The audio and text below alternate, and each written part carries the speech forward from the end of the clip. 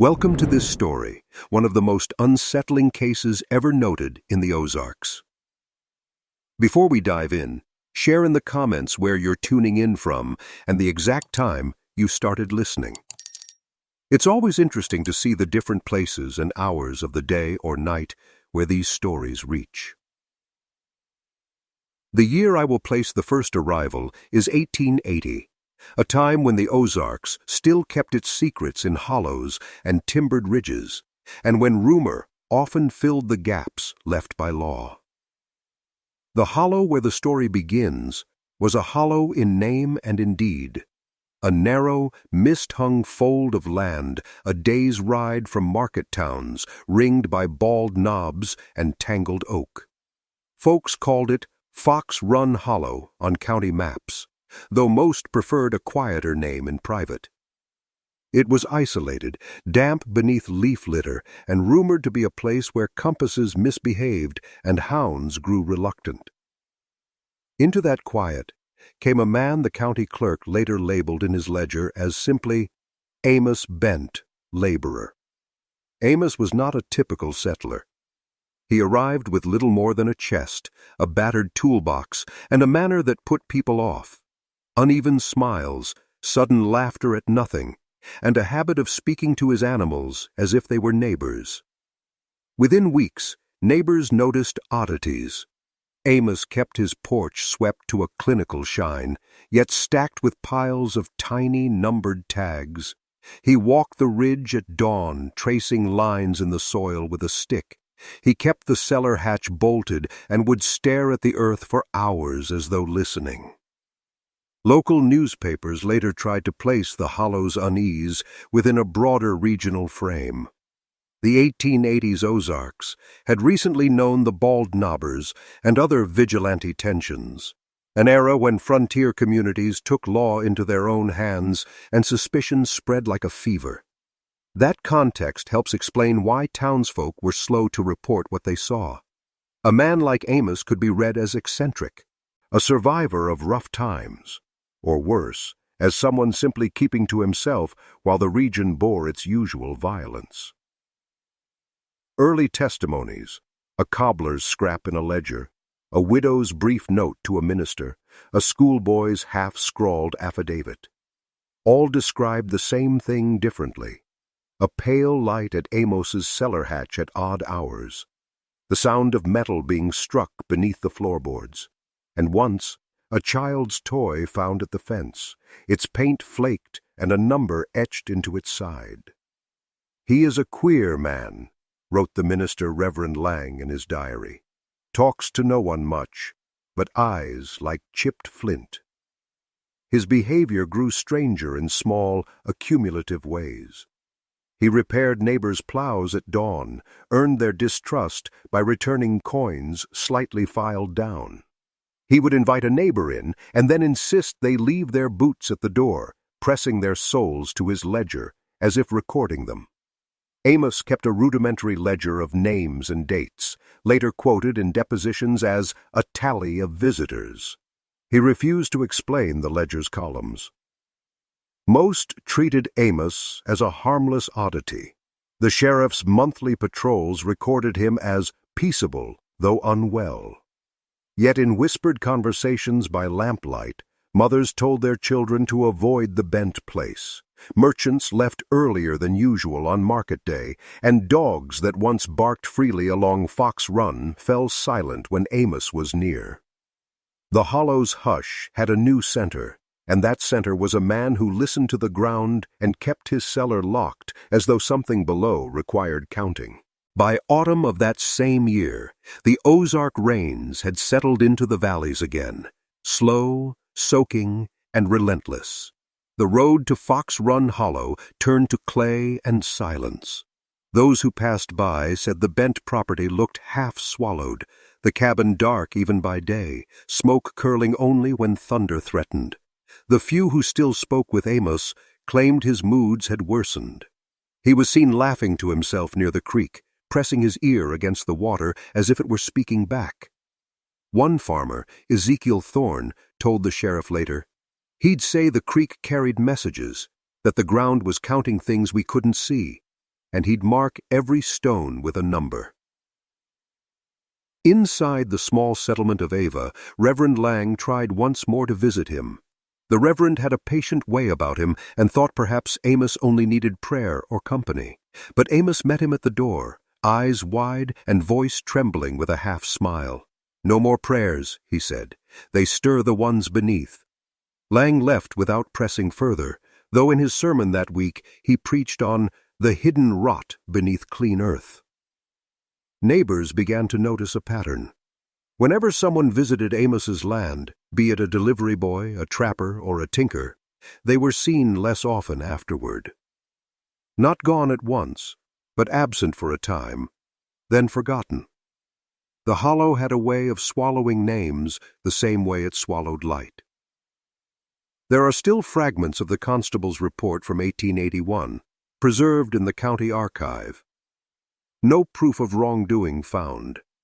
The man Bent appears unsound but peaceable.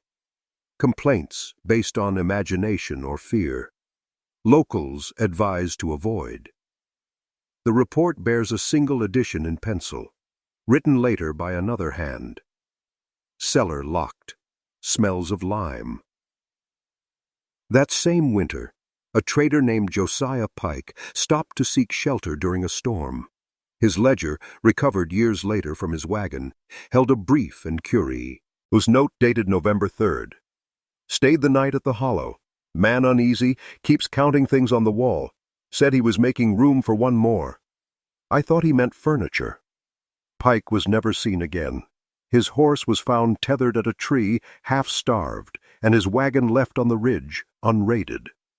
The sheriff's men searched briefly, but the flood had already come down from the mountains, washing half the trail away. In the taverns of Ava and Gainesville, whispers grew darker. Some said Amos was burying travelers beneath his cellar. Others claimed he was digging for something older. "He talks about numbers," said one barkeep, "but I reckon he's been counting bones." Yet even then, few dared act. In a time and place still haunted by vigilantes like the Bald Knobbers, no one wanted to stir a lawless man who might not be entirely sane. So the hollow remained untouched, its strange resident alone with his ledgers, his cellar, and whatever kept him awake through the night. When spring came again, the creek ran red for 3 days. Some said it was iron from the hills. Others said it was a reckoning. By the summer of 1882, Fox Run Hollow had gained a new rhythm, uneasy quiet by day, faint hammering by night. The Bent cabin stood like a bruise in the landscape, its roof caved slightly inward, and a thin line of smoke escaping from a pipe that rarely cooled. Travelers began taking the long way around the ridge, adding miles to their journey just to avoid passing that stretch of road. County mail carriers complained that their horses balked near the property. One reported the smell of spoiled iron drifting from the cellar vent. Another claimed to have heard what sounded like muffled singing, a child's voice repeating the same melody in time with a shovel's rhythm. When questioned, Amos laughed and said he was teaching the ground to listen. There's a surviving note from Sheriff Daniel Corbin, written that July after an inspection. The man Bent is deranged yet clever, keeps ledgers of nonsense, all numbers, no sums, cellar sealed by heavy bolts, claims he keeps lime for hides, house otherwise orderly, found one doll, hand-carved, nailed to the doorframe. The man said it keeps count. Corbin's report was filed, stamped no further action. Meanwhile, in the nearby settlement of Thorn Hollow, stories spread that Amos had once been a surveyor before his mind turned. An old man named Elder Haynes told anyone who'd listen that Amos had drawn maps for the state, but had gone missing from the job after he found something in the ground he shouldn't have. No one could prove the claim, but it suited the growing myth. Then came the disappearance that forced official attention. In August, a farmhand named Luke Madsen vanished while delivering grain to Fox Run. His mule returned at dusk, reins cut, and his boots later washed up in the creek, one upright, one crushed. His brother rode into town demanding justice. A posse was raised, not for a hanging, but for answers. They rode to the Bent cabin at dawn. Amos was outside, digging near a fence post, shirt soaked through though the morning was cool. When asked about Madsen, he said simply, "He was here, then gone. Some stay, some go." The men forced open the cellar door. According to surviving testimony, the air was so thick with lime that they gagged. Inside were rows of numbered stones along the wall, each marked with blackened chalk. Beneath them, shallow pits, some filled, some open, and one still damp. At the center of the cellar stood a wooden chair, bolted to the floor. Beside it, a ledger open to a fresh page. Written neatly in pencil were the words, Ash 47, Luke Madsen, quiet. They arrested Amos without struggle. He only asked to bring his ledger with him. In town, the sheriff wired Springfield for a physician, believing the man mad. Dr. Ernest Vale, a county coroner familiar with violent delusions, arrived to examine him. His report described Amos as lucid yet detached, fixated upon order, claiming the ground whispers if left uncounted. While the investigation began, storms rolled in again from the north, flooding the hollow. By the time the law returned to search the cellar, half of it had caved in. Whatever remained beneath was lost to the mud. But one thing was certain. Amos Bent had buried something, and perhaps someone, beneath his own house. The news of Amos Bent's arrest spread across the Ozarks faster than any official wire could travel. By September 1882, the towns between Ava and Gainesville were alive with speculation. Some called him the Counter of Graves. Others whispered that he wasn't mad at all, only meticulous, that he'd been keeping record of what the land itself demanded. Sheriff Corbin kept Amos confined in the small holding cell behind the courthouse. According to the jail log, the prisoner neither ate nor slept the first 2 nights. He simply asked for a bit of chalk. When denied, he scratched numbers into the wall with his fingernails until they bled. The sheriff's wife, Mrs. Corbin, later told a reporter from the Springfield Dispatch, "He wasn't raving like the others I've seen. He spoke calm, slow, polite, but when he looked at you, it was as though he was counting the bones in your hand." The physician, Dr. Vale, met with Amos 3 times over that month. His notes survive in partial form. Patient displays no remorse, speaks of his cellar as a ledger of silence, claims he was not killing but correcting, balancing what the ground had already taken. When asked about the missing men, Amos offered a single chilling statement. "They came to me hollow. I just gave the hollow back." Outside the jail, the public gathered for days, demanding a trial. Yet evidence was thin. The floods had destroyed much of the cellar, washing away what the sheriff hoped to exhume. The only proof left was that ledger, dozens of numbered entries with occasional words: quiet, heavy, restless, child. The judge postponed proceedings until spring, hoping time and reason might yield clarity. In the meantime, Amos was kept under guard, and the Bent property declared condemned. Deputies reported that even after the arrest, strange things continued there. Fresh soil disturbed near the cellar, as though something hing beneath was still moving. During winter, Dr. Vale requested that the sheriff transfer Amos to the Springfield asylum for study, citing the man's declining condition and morbid arithmetic. The journey took 2 days by wagon. Records show that Amos spoke little, except to hum a low, repetitive tune the driver described as childlike and wrong. At the asylum, attendants noted his behavior. always marking walls, counting steps, refusing food unless given in even portions. Within weeks, he was found unresponsive in his cot, breathing shallow, whispering numbers between gasps. The physician on duty reported his final words as 49, the ground still hungry. He was declared dead that same night, February 17, 1883. His body was to be buried in the county cemetery. But before that could happen, the night watchman vanished. His lantern was found near the cellar of the asylum.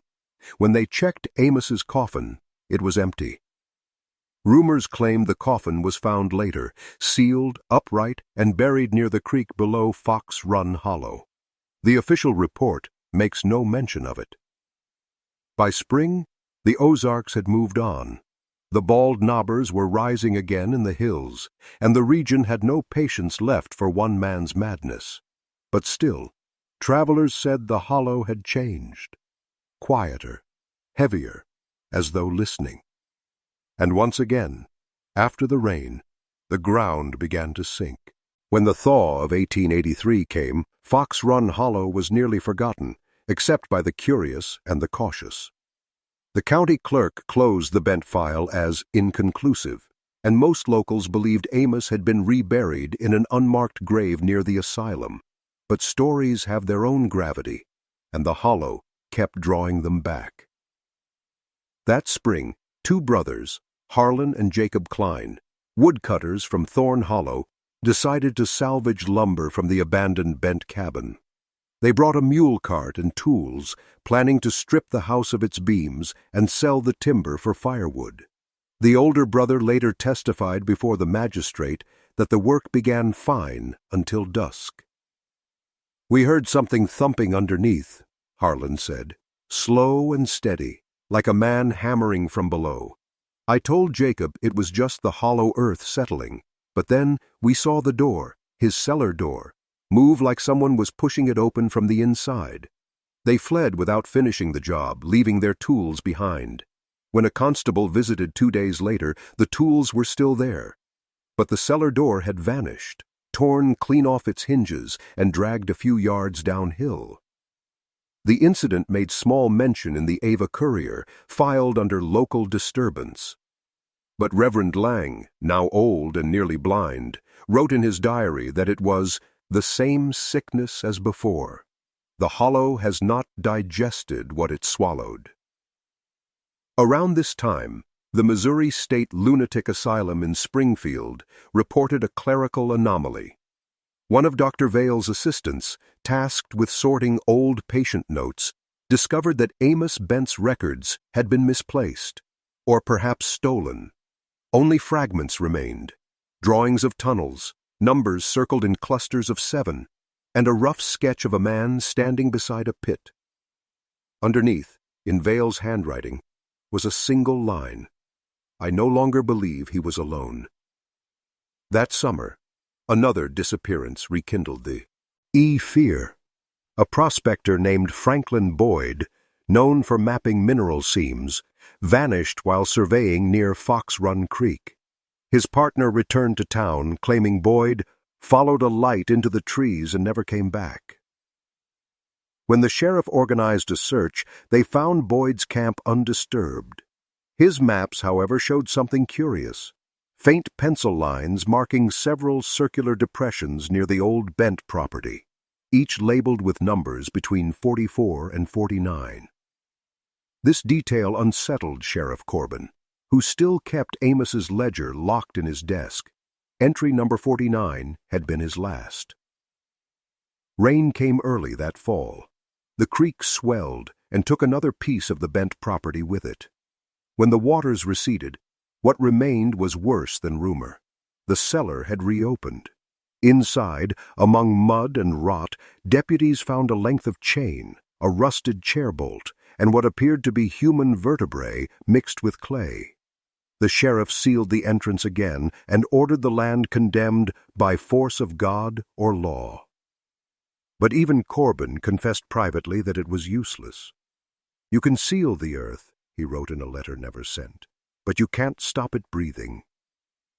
By winter, Fox Run Hollow was abandoned once more, its silence no longer empty, but watchful. By 1884, the Bent property had become a wound the county refused to reopen. Officially, it remained condemned, unstable ground, the clerk wrote, but the locals had other words for it. Counted earth, hollow ground, the listening place. Hunters avoided it.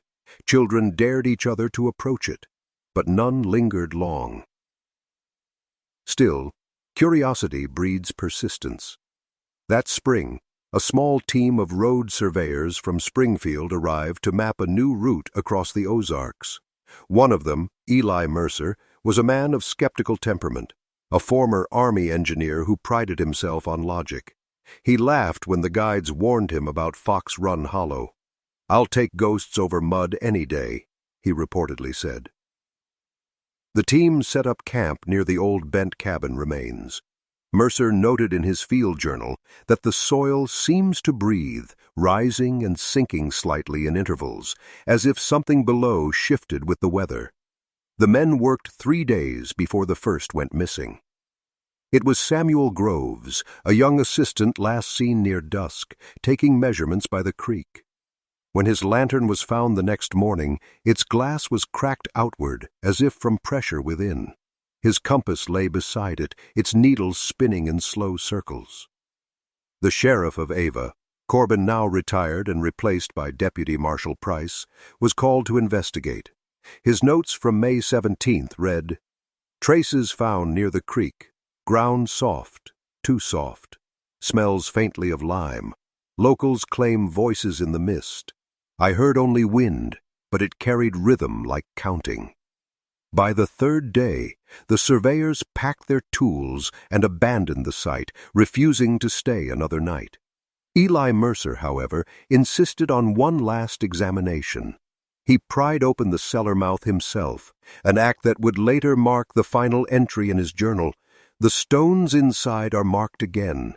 Fresh numbers, 50, 51, 52. I cannot account for the hand that wrote 2. Mercer's body was never found. His journal was recovered half buried in silt 2 months later, its final page smeared but legible. It counts still, not finished. In town, Reverend Lang died that same summer. Among his possessions, his family found a sealed envelope labeled Fox Run. Inside were copies of Amos Bent's original arrest report and a short handwritten note. If he was mad, then so is the ground. Madness leaves impressions. By the fall of that year, nature had reclaimed what men had tried to forget. Grass grew thick around the cellar's remains. The creek narrowed. But travelers swore that on cold mornings, mist pooled there in the shape of a man kneeling, his head bowed toward the earth, as if listening. Dr. Ernest Vale, by then aging and long removed from asylum work, was asked to comment in a Springfield Gazette interview about the notorious Bent affair. His answer was simple. "I've seen madness in men, but never in land. Yet if any soil were capable of it, it would be the Ozarks." He died less than a year later, his own final notes missing from his study. All that remained was a single scrap of paper bearing one word, written in a trembling hand. 53. By 1885, the Bent case had passed from tragedy into folklore. The papers stopped printing the name, though the locals still whispered it when the wind came down from the ridges. The Ozarks had seen its share of blood, moonshiners, vigilantes, the bald knobbers, and Amos Bent's story blurred easily into that wider madness. But there were still those who refused to let it die. One of them was Clara Vale, the late Dr. Vale's daughter. She had inherited her father's journals and grew obsessed with restoring what the floods, fires, and silence had erased. Letters between her and a St. Louis antiquarian survive today, and they reveal both her determination and her growing fear. "I have found the ledger," she wrote in one letter dated March 3, 1885. "Not the original, but a copy my father must have made. The entries continue past 49. He wrote them himself. The implication was horrifying. Dr. Vale, who had studied Amos's madness, may have begun imitating it. Clara traveled to Fox Run Hollow that spring, against the warnings of nearly everyone she knew. She was guided by Thomas Ketch, a local woodsman who had once worked on the surveyor's crew. Ketch later testified that she talked of proof, not ghosts, though she carried a Bible and a pistol both. They camped by the creek for 2 nights. In Ketch's account, nothing happened the first night, except the sound of frogs and rain. But on the second, Clara was awakened by a rhythmic tapping from beneath the ground near their campfire. She roused Ketch, who at first heard nothing, then felt the faintest vibration under his boots, like distant hammering. When dawn came, they followed the sound toward what remained of the Bent property. The cellar, long since caved, had shifted again. The earth was cracked open in a jagged ring, as though something beneath had pressed upward. Clara insisted on digging. Ketch refused, but watched from a distance. She unearthed a small wooden box, sealed with tar and bound by rusted wire. Inside was a fragment of paper, stiff with age and lime. It bore a single handwritten entry in her father's style. She came to listen. Ketch claimed Clara went silent after reading it, then laughed once, softly, like someone realizing a cruel joke. She packed the box, said she had what she needed, and left the hollow before sunset. She was never seen again. Ketch reported her disappearance 2 weeks later. The sheriff, weary of the old legends, refused another search. "If she's gone," he said, "then the hollow's got her like it got the rest." By autumn, scavengers reported seeing fresh stakes near the creek, each carved with numbers burned into the wood. One man tried to take one home as a curiosity. Within a week, his barn caught fire. And so the name of Amos Bent returned once more to the hills, not as a man, but as a measure. A whisper passed among those who lived near the ridge. The count goes on. The following year, 1886, marked a new chapter in the legend of Fox Run Hollow. For most of Missouri, the nation was moving forward, railroads spreading, towns growing. But in the deep folds of the Ozarks, time seemed to pool rather than flow. The hollow, though officially abandoned, continued to make its presence known. That spring, floods cut off part of the ridge road again. When the water receded, children from a nearby farm discovered strange objects along the creek bed. Glass jars, sealed with wax, each containing small stones marked with numbers written in faded ink. The farmer, Elias Pruitt, collected them and brought them to town, thinking they might hold mineral samples. But when the jars were cleaned, faint traces of hair and bone fragments were seen inside. The sheriff ordered them buried again, for decency's sake. Soon after, people began to report seeing a thin figure near the edge of the hollow, sometimes at dusk, sometimes under moonlight, walking slowly with what looked like a lantern, but giving off no flame. It was always described the same way. A man stooped forward, one hand clutching his coat, the other tapping a stick against the ground as if marking time. Some thought it was a drifter. Others whispered, "He's counting again." In the Springfield Gazette of June 1886, a brief column appeared titled "The Counting Ghost of Fox Run." It dismissed the stories as local hysteria born of idle superstition. But the writer, Gideon Wells, traveled there himself later that summer. His notebook, recovered from the home of his descendants, offers a different account. Reached Fox Run Hollow by noon. The air still, oppressive. Trees thin, soil pale and granular, like ash. Found remains of a foundation.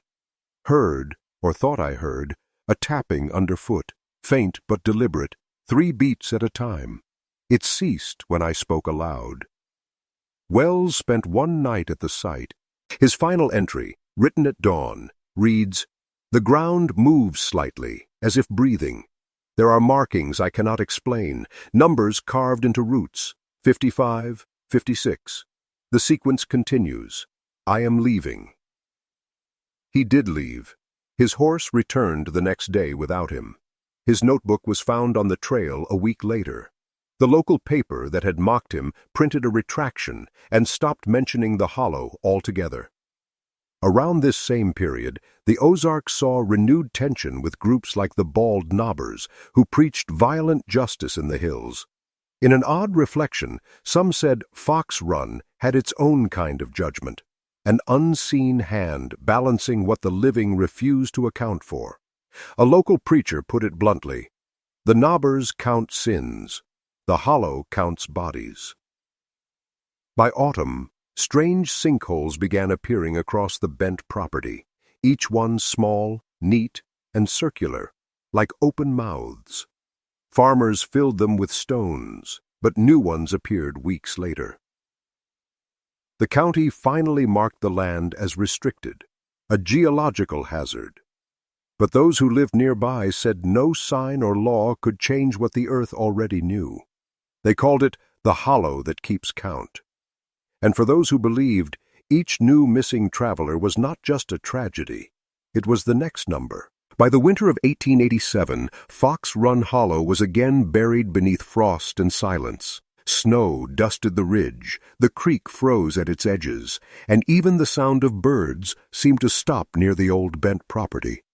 Yet beneath the stillness, the legend grew roots.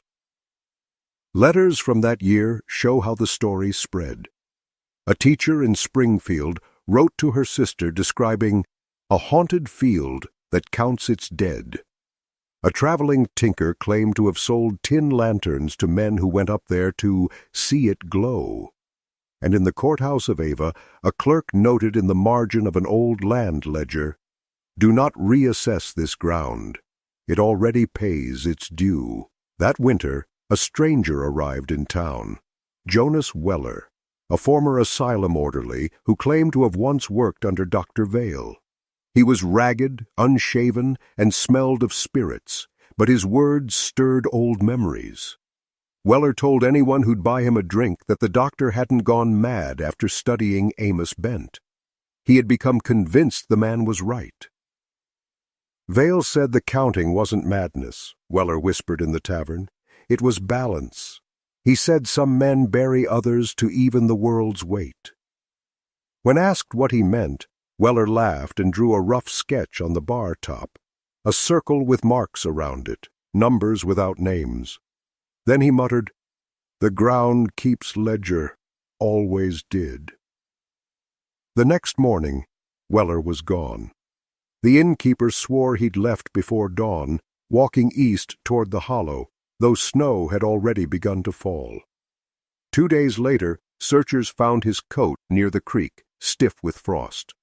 The pockets contained only one thing, a folded scrap of paper with the number 57 written in Dr. Vale's handwriting. That discovery reopened old wounds in the county, forcing Sheriff Price to lead one final inspection of the site. The group that went included 2 deputies, a newspaperman, and the sheriff himself. They reached the property by L.A. and turned light, snow crunching underfoot.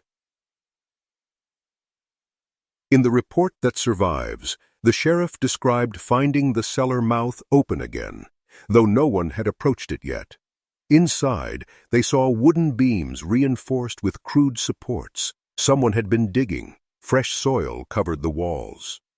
"No footprints but our own," Price wrote, and yet the work was not old. The earth looked handled.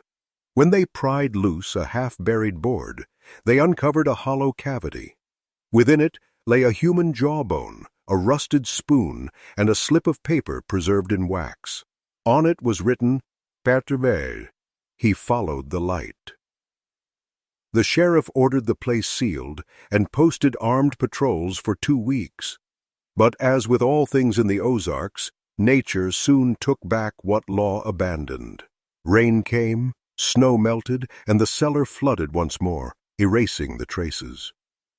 A few months later, a traveling preacher delivered a sermon at the Ava church, saying, There are sins buried so deep they sprout roots.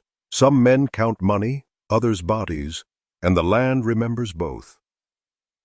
He did not mention Amos Bent by name. He didn't need to. By then, everyone in the valley knew what came after 58. By the spring of 1888, the hollow had taken on the weight of myth. Farmers warned travelers to avoid the ridge. Hunters crossed themselves before entering the woods. Yet despite the fear, or perhaps because of it, people continued to vanish near Fox Run.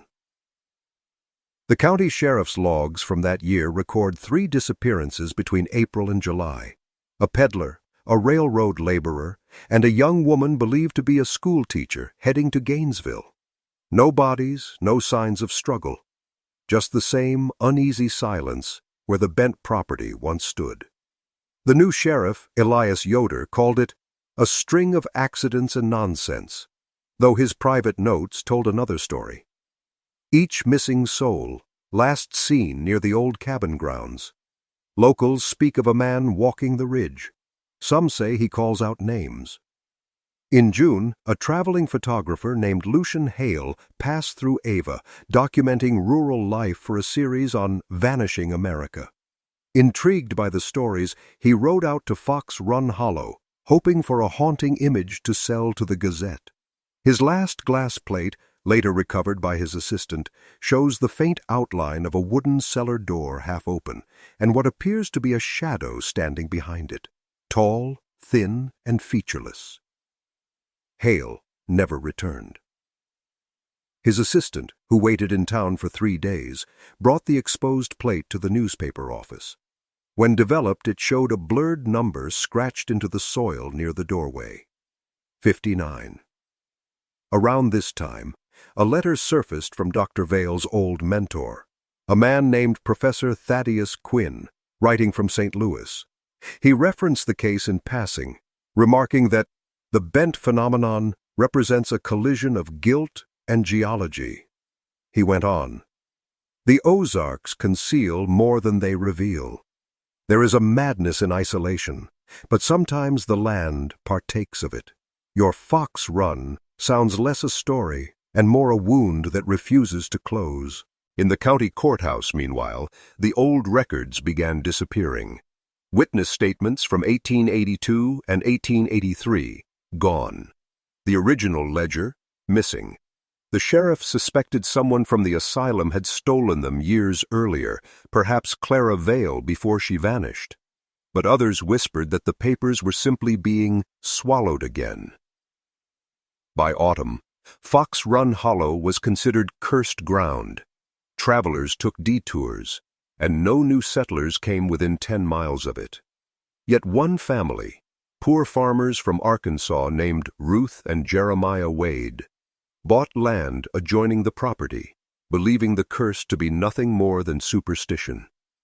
They built a small cabin on the edge of the creek, determined to start anew. For a time, they managed. Ruth wrote in her diary that the land was quiet, generous with crops. But in her final entry, dated November 2, 1888, she noted, "Jeremiah says he hears someone walking under the floor at night. I told him it's just the ground settling. But this morning I found numbers scratched into the frost on the window. 60. Neither Ruth nor Jeremiah was ever seen again." That winter the sheriff rode out once more. The cabin was empty, the hearth still warm, and on the cellar door, new, freshly cut, was carved a single word: continue. When 1889 arrived, Fox Run Hollow had earned a reputation that stretched far beyond the Ozarks. Travelers from Arkansas to Kansas knew the warnings. Don't camp near the hollow. Don't answer if you hear your name called after dusk. Some called it a story meant to scare children. Others swore by it as fact. The county officials wanted to end the matter once and for all. Sheriff Yoder organized what became known locally as the Spring Inquiry, a formal attempt to survey the hollow and document, once and for all, whether it was haunted or merely cursed by its own history. A group of 8 men went out that March, a mix of deputies, surveyors, and one minister, Reverend Ellis Forth, who volunteered to bless whatever remained. They entered the valley at first light. One of the men, Jonas Petrie, carried a journal. His entries provide the only surviving record of what occurred. The air is still. Even our horses refuse to drink from the creek. We found the old cellar mouth, the timbers still warped and blackened. Beneath them, a hollow sound when we tapped. Forth prayed, though his voice faltered. The group broke open the remaining boards and began to dig. Beneath 2 feet of mud and silt, they uncovered a layer of stones arranged in a spiral. At the center was a small tin box, sealed tight with resin. Sheriff Yoder ordered it opened on the spot. Inside was a single folded sheet of parchment, water-stained but legible. 61. He brings them to me. They stopped work immediately. Reverend Forth insisted the box be reburied, fearing an invitation. Yoder agreed. They refilled the hole and left the site before sundown. But the hollow was not done with them. Over the following weeks, 4 members of that party reported strange disturbances. Jonas Petrie wrote that he woke each night to the sound of counting, low, rhythmic, always stopping just before dawn. Other man, Deputy Caleb Riggs, vanished while patrolling the county line. His horse returned with a cut bridle and mud up to its chest. Reverend Forth delivered a final sermon before leaving Missouri entirely. His congregation later found his notes, which read, "There are places where prayer has no purchase. The ground knows its own language, and it does not speak mercy." The county sealed the Bent property for good. Orders were issued forbidding anyone to enter or dig on the land. The sheriff filed the paperwork under public health concern, contaminated soil. It was a fiction, but an effective one. Still, on moonless nights, farmers said they saw lanterns moving along the ridge. A local boy named Henry Coates told his mother he saw a man with no eyes writing numbers on the door of the sky. She dismissed it as a dream, until she noticed muddy prints on their porch the next morning. By autumn of that year, the official record ended, but the whispers did not. Fox Run Hollow had gone silent again, yet that silence carried a pulse, like breath beneath the ground, counting, waiting for the next name. The year 1890 brought no peace to Fox Run Hollow, only new owners and another tragedy. Despite the county's warnings, a lumber merchant from Springfield named Mr. Alaric Boone purchased the condemned property at auction. He claimed he intended to strip it for timber and put an end to childish legends. Boone was a practical man, proud of his disbelief. He brought with him 5 workers, a wagon-load of saws and planks, and a foreman named Matthias Kearns, who later became the last living witness to what happened there. Kearns's affidavit, given in 1891, tells a story that even the sheriff refused to read twice. We arrived before noon, April 12th. The place was quiet, too quiet. The trees had grown thick around the old cellar. We began cutting by midday, and Mr. Boone told us we'd sleep on site to finish faster. I remember the first blow of the axe echoing back from somewhere underground. That night, Kearns said, they camped near the remains of the Bent cabin. The men joked nervously, each pretending the hollow's silence didn't unnerve them. Boone laughed loudest, insisting, "If ghosts live here, they'll pay rent by morning." At some point after midnight, a rhythmic tapping began. Not loud, but deep, like the beating of a heart through the soil. Kearns thought it was one of the men playing a prank, until Boone shouted for silence. The tapping stopped, then started again, faster. "We lit lanterns," Kearns testified. "The sound came from the cellar. Boone said he'd prove it was wind, so he went down first. He carried 1 lantern. We heard him call, 'See, nothing here, but—'" Then the light went out. Kearns and 2 others followed. They found the cellar wider than before, as if it had shifted. The air was wet, heavy with lime. Boone was gone. Only his lantern remained, still warm. On the packed clay wall beside it, faint marks appeared as the lantern flickered. 62, 63, 64. The eye fled. 2 workers refused to return for their tools. When Kearns came back with deputies 2 days later, the cellar had caved in again, no sign of Boone or the numbers. The sheriff wrote the case off as a mining accident, but privately told the coroner that the soil at the scene was churned, as though it had been breathing. By midsummer, Boone's name had joined the ledger of the lost. The county, embarrassed by yet another disappearance, erased the property from new maps altogether. The old road leading there was rerouted, its signposts removed. But a few months later, hikers in the southern ridge discovered a weathered wooden stake beside the creek. Burned into its surface was a number, 65. It was fresh. From that day forward, no one in Ava spoke the name Bent aloud. The hollow had reclaimed its silence, but silence in those hills was never empty. It waited, listening, counting. By 1891, Fox Run Hollow had become more legend than location. The county courthouse struck it from the tax ledgers. Maps labeled the area only as unsurveyed terrain. But legends have a way of calling to the curious. That spring, a young journalist named Evan Maris arrived from St. Louis. He'd been writing a series on vanishing crimes of the American frontier, and saw in the Amos Bent case the perfect conclusion. A man who buried others, and then was buried by his own madness, he wrote in his first letter home. Maris took up lodging with a family in Ava and spent weeks combing records, old newspapers, asylum reports, and what remained of Dr. Vale's letters. He was methodical, skeptical, and determined to separate fact from folklore. But as he wrote to his editor, "The deeper I dig, the less I find. Reports erased, pages missing, witnesses dead. It is as though someone or something keeps editing history itself." On May 8th, he rode out to Fox Run Hollow with a deputy guide. The trail, nearly gone to weeds, was hard to follow. Morris's final notebook, recovered years later, details what he found. The creek smells of metal. Ground uneven, soft in strange places. Remains of cellars still visible. I thought I heard a faint humming under the soil, like wind through a narrow pipe. The deputy refused to go closer. The deputy, Harlan Dow, later confirmed that he left Maris near sundown, the reporter insisting on staying just long enough to photograph the site. Dow returned the next morning. Maris was gone.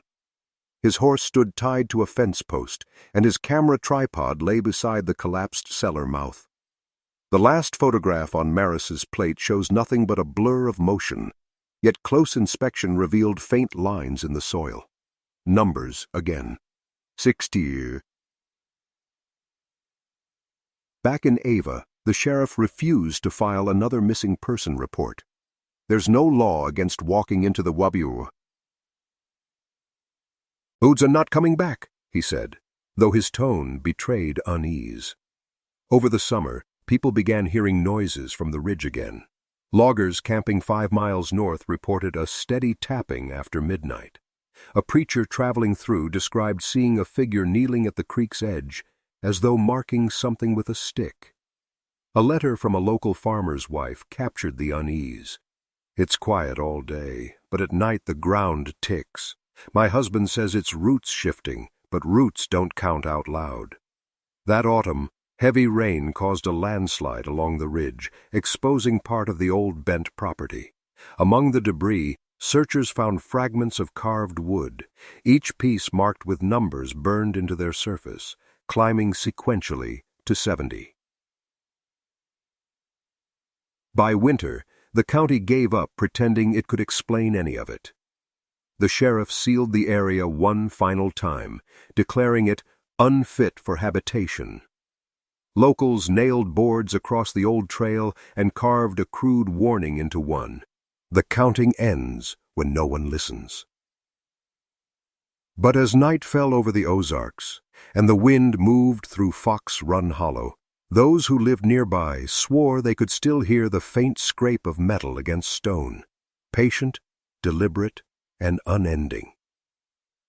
And somewhere beneath the earth, the count continued. By 1892, the Ozarks were changing. Railroads pressed deeper into the hills, and a new generation was eager to trade superstition for progress. But Fox Run Hollow remained untouched, a gap in the maps, a blank where stories whispered instead of words. It was in that year that a mining company, Midland Ore Stone, proposed reopening part of the valley for limestone extraction. Their engineer, James Sutter, argued that the region's geology was ideal for quarrying. The county board hesitated, but greed triumphed over caution. A crew was dispatched in April to survey the site. Sutter's official report began confidently. The soil is softer than expected but stable, found remnants of old habitation. Locals warn of ground instability and unnatural quiet. I attribute this to wind patterns. For 2 days, the miners worked without issue. On the third, their camp cook reported hearing someone speaking beneath the ground, slowly, distinctly, as if counting. The men laughed it off until one of them, Eddie Lyle, vanished between shifts. His tools were found at the edge of a pit. On the handle of his pickaxe in chalk was written the number 71. Sutter's tone changed after that. His journal grew erratic, less mechanical, and more fearful. The holes we dig refill themselves overnight. Stones move. I marked one with paint this evening and found it in a different place by morning. The men won't work after dark now. When the company foreman came to inspect, he found the site deserted. Only Sutter remained, sitting near the cellar's remains, scribbling numbers in a ledger. He was brought back to Ava, incoherent and pale. His final statement to the sheriff was a single sentence, repeated over and over. "It's balancing again." Within a week, Sutter was dead. His heart, they said, had simply stopped. Among his belongings, they found a folded page torn from an older notebook. Oh, and it were 7 lines of numbers, beginning at 72, ending at 78. The handwriting was not his. The company withdrew from the project immediately. Its legal counsel cited natural instability of the terrain, though the workmen's testimonies told a darker truth. One claimed to have seen shadows shifting in the ground. Another swore he heard breathing coming from beneath the mud. By autumn, Fox Run Hollow was deserted once more, the equipment left to rust in the rain. Trees began reclaiming the slopes, their roots curling over the stones like fingers closing into a fist. A letter from Reverend Forth, written years earlier but rediscovered that winter, was reprinted in the Springfield Gazette. "You cannot mine what was never meant to be unearthed. Some ground is a ledger. Every man who digs only signs his name." No one ever tried to work the hollow again. The county placed it under permanent restriction, hazardous geological zone. But for the people of Ava, that was only another name for the curse. They said the land had taken its 78 souls, and it was waiting, patient as stone, for 79. By 1894, only the oldest families in Ava still spoke the name Bent aloud, and even then, only in whispers. To most, Fox Run Hollow was a superstition too worn to fear, but not forgotten. The valley had a way of keeping itself alive in stories, in odd silences, and in the occasional traveler who never reached his next stop. That summer, a professor from the University of Missouri, Dr. Henry Callan, came through the region gathering folklore for a paper on rural psychoses and collective memory. He'd heard about the Bent case from a student whose grandfather had been one of Sheriff Corbin's deputies decades earlier. Callan was skeptical but intrigued. His letters show the mix of academic curiosity and quiet unease that marked his descent into the Hollow's history. "These accounts are too consistent to dismiss," he wrote to a colleague. "The same names, the same cellar, the same sound, counting, always counting. It feels less like madness and more like ritual." In August, he set out with 2 graduate assistants to visit the site itself. The road was nearly gone, washed out by years of rain, but the locals guided them as far as the ridge. From there, the 3 men proceeded on foot. Callan's field diary describes an oppressive quiet. No insects, no birds. Soil soft underfoot, yet no prints stay longer than a minute. The air smells faintly of iron. At the heart of the hollow, they found what he called a depression shaped like a spiral, overgrown with moss and brambles. Callan ordered the students to clear it. Beneath the roots, they discovered a flat stone, roughly carved, with numbers etched deep into its face: 79, 80, 81. The sequence was broken, as though it had been interrupted mid-stroke. That night, they camped near the site. Around midnight, the assistants reported hearing footsteps circling the camp. One swore he saw a faint light weaving between the trees, steady, deliberate, as if searching. Callan tried to calm them, insisting it was just locals playing tricks. But his journal betrays doubt. If this is imagination, it is shared. I too heard the counting, distant but clear, 3 syllables repeated. By dawn, one of the students, Peter Lyle, was gone. His bedroll undisturbed, his boots missing. The others searched until midday, finding nothing but a single footprint near the spiral stone, bare, deep, and pointing downward, as though stepping into the earth. Callan returned to Ava alone. His surviving assistant resigned from the university within a month. The professor himself withdrew from teaching, publishing nothing further. His final letter, written in shaky script, said only, "It isn't a legend. It's arithmetic, and we've never stopped adding." The hollow once again fell silent, except for the rustle of wind through the trees and the quiet rhythm of rain against the stone. Yet some claimed that after each storm, new numbers appeared in the mud along the creek, washed away before they could be counted. And in Ava, the few who still remembered kept a grim tally of their own, certain that someday the count would reach a number that meant the end of all counting.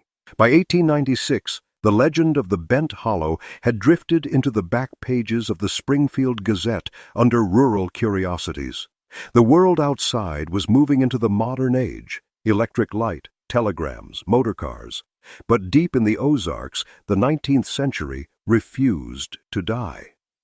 Old fears lingered where progress could not reach. That year, a group of railroad engineers began surveying land just north of Ava for a potential new line.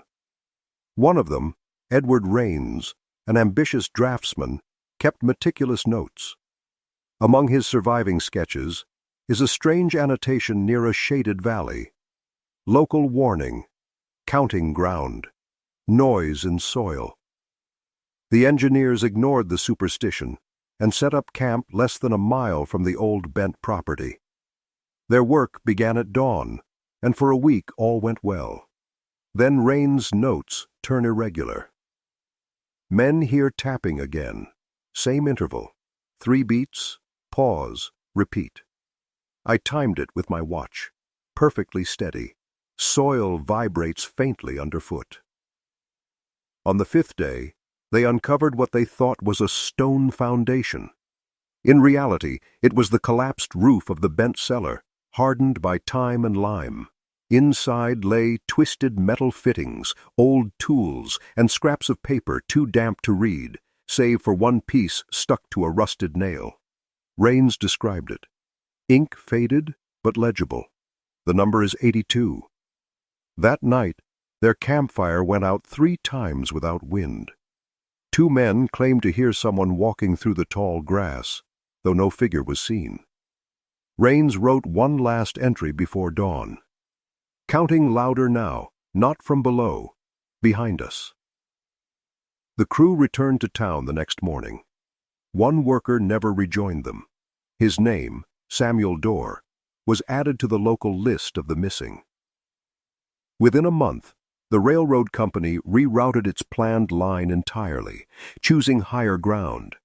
Raines left the project soon after, resigning with the note, "The hollow's not empty, it's waitin'."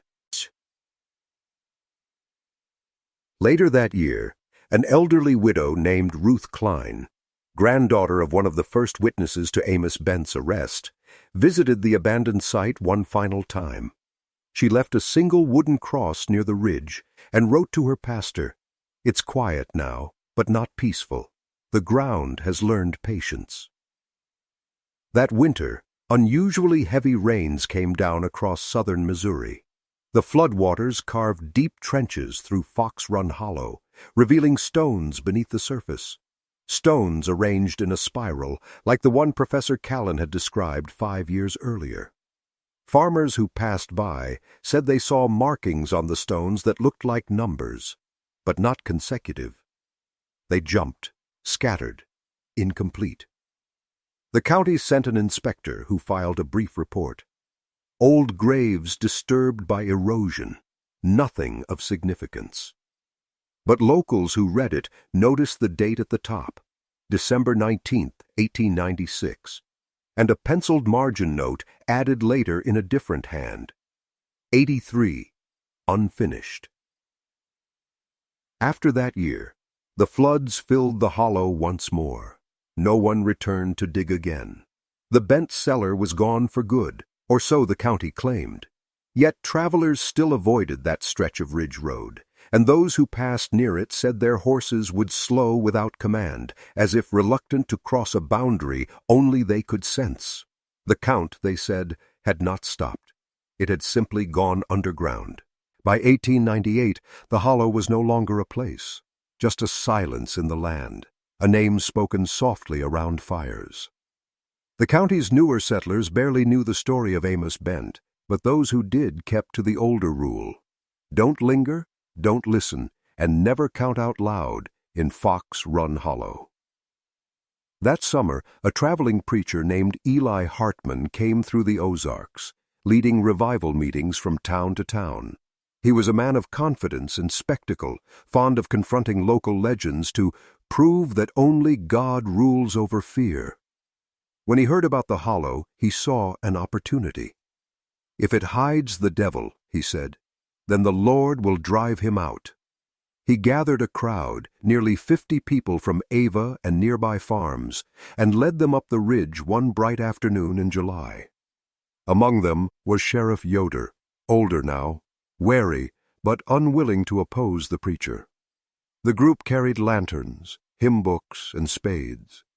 Hartman planned to dig into the ground and consecrate it with prayer. They reached the hollow at dusk. The air was heavy, still, no breeze between the trees. The preacher stood on the rise above the old cellar site and began to pray aloud.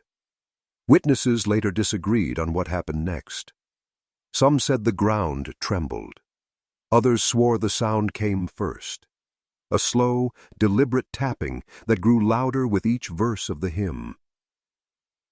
It was like someone keeping time, Sheriff Yoder recalled years later. 3 beats, then a pause, then 3 again, closer. The preacher raised his voice, shouting scripture into the stillness. Then, from beneath the soil, another voice answered, not words, but rhythm, matching his cadence. Panic swept through the crowd. Someone screamed that the ground was moving. Lanterns fell. The light scattered. When the people fled, they left behind their hymn books, trampled into the mud. The next morning, only 29 of the 50 returned to town. The others, families, neighbors, children, were gone. No bodies were ever recovered. In his final written statement, Sheriff Yoder confessed, "We found no prints leading away, no blood, no struggle. The earth was flat and smooth, as if newly laid." For months afterward, the survivors refused to speak of it.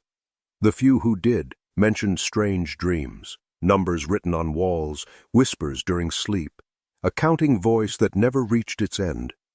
Reverend Hartman was last seen 2 nights later, walking alone toward the ridge with a lantern. The light was visible from town until midnight. Then it went out.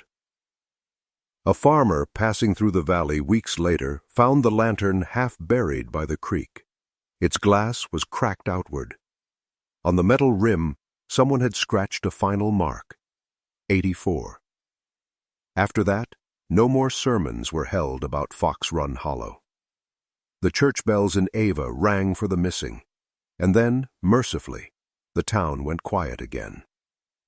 But the locals said that when the wind came from the north, it carried a faint echo, not of voices but of rhythm.